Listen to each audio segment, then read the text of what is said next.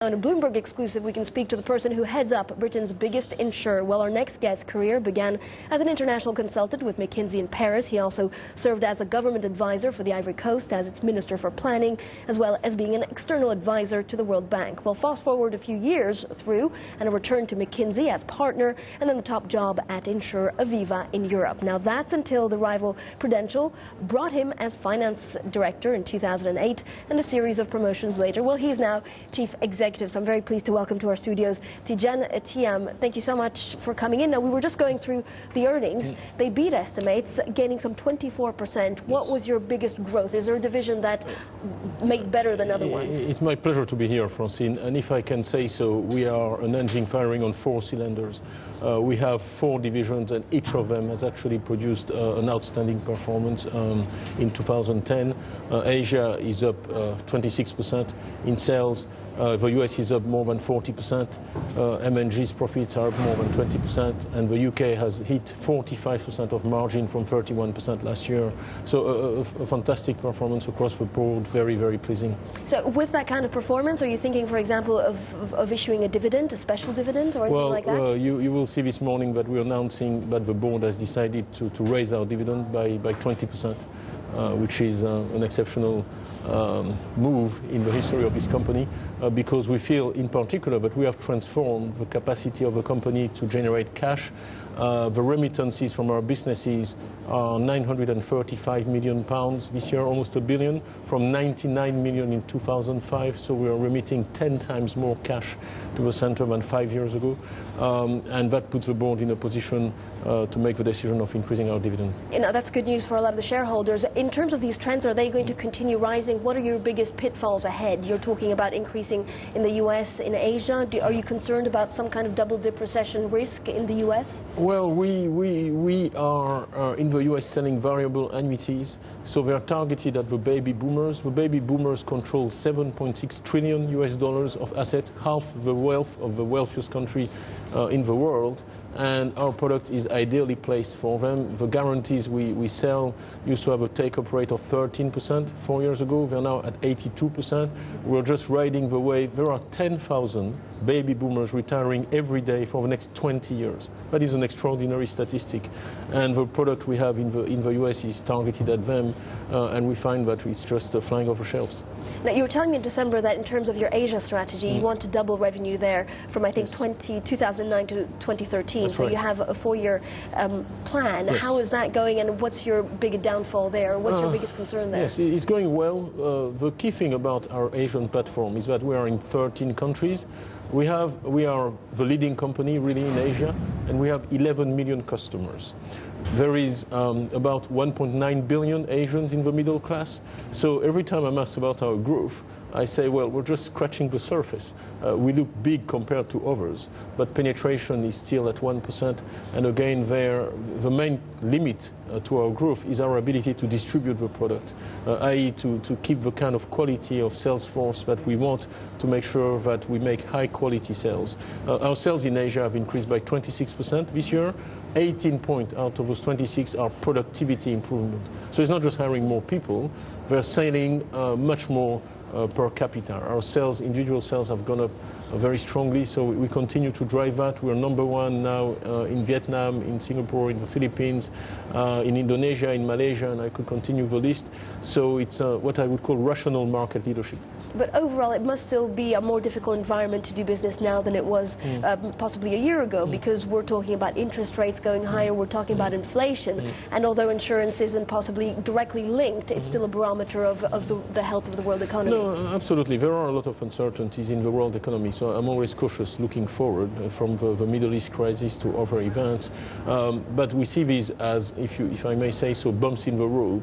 We think that the fundamentals driving our growth in Asia are GDP growth, demography. Demography is known with certainty for the next 20 or 30 years. It's already decided, and that will not change. So that as the Asian middle class emerges and gets wealthier, just to give you an example, if you take the Asian 6 countries, the middle class in those 6 countries is already larger than in Brazil or Russia. So you're talking about very, very large markets where we are only at the beginning today.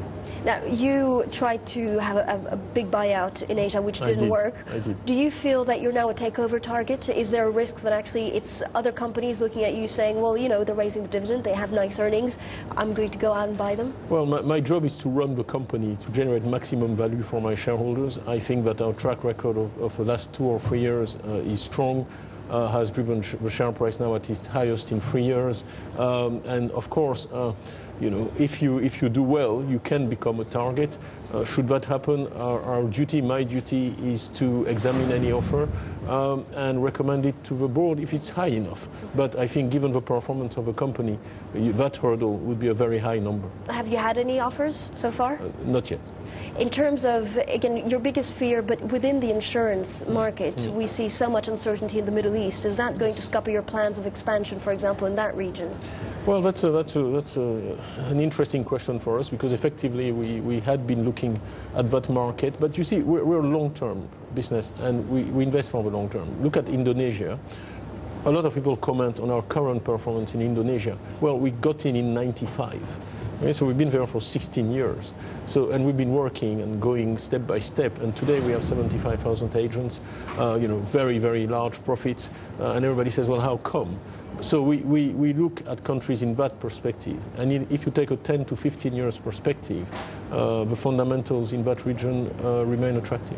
Now, Tidjane Thiam, you beat estimates. That share price, look at that, gaining some 3% as we speak, 735.5. One of course, the most controversial issues here in the UK was whether you'd actually accept your full bonus payment in all. Are you taking that as a whole? Well, remuneration is an important issue, but although CEO does many things, one of the things I don't do is set my own remuneration. That's a matter for the remuneration committee, and this will be communicated in due course. I think it's probably not a topic for today. Talk to me about your concerns about the European debt market. This is something that we've talked about in the past, and it's something that actually is still bubbling over. Investors not quite looking at it right now. But will that have any impact on, again, how you do business in Central Europe? Well, we actually, the only business we have in Europe is our UK business. We have no activity on the continent. We are exposed to that as an investor, and we have early on de-risked, if you wish, our balance sheet and reduced very, very significantly our bank holdings in general, and particularly European banks. Fundamentally, what we believe is that there's going to have to be some form of restructuring. Clearly, it is slowed down today by political concerns and elections and the dynamic, internal domestic political dynamic in a number of European countries. Restructuring what, in some of the peripheral countries? Also some sort of restructuring here in the UK? In some of the peripheral countries. In some of the peripheral countries, to just, how can I say this, cope with reality. Yeah, and to get over this, would this come, you know, we talk about this 2013. Until that's done, markets will remain nervous. I think what the markets are saying is that they're extremely nervous. They don't really believe a lot of what's being said. And I think at some point there'll be a moment to deal with some unpleasant truths. And actually the UK is not doing that much greater. I mean, we have very high inflation here. There's a lot of concern that we may ourselves fall in a double-dip recession. Are you concerned more about the UK? But the UK has control of its own currency, which is a huge difference with the situation of the countries of the Eurozone, which, as we know, are in very different positions, need very different remedies, which are very hard to implement for political reasons. The UK has kept sovereignty and control of its monetary affairs, and that gives the UK, and you've seen the pound and the movement of the pound, but has given some degree of buffer almost. Exactly.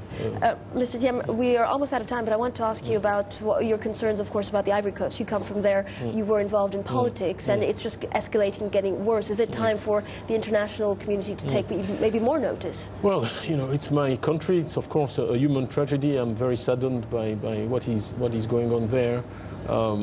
And all I can say at this point is that I'm here as a CEO of Prudential, so I'll be happy to come back to talk to you on that at some other point, but today I'd like to focus on the Prudential. Yeah, we'll take you up on that offer, Mr. Tidjane Thiam. Thank you so much for joining us.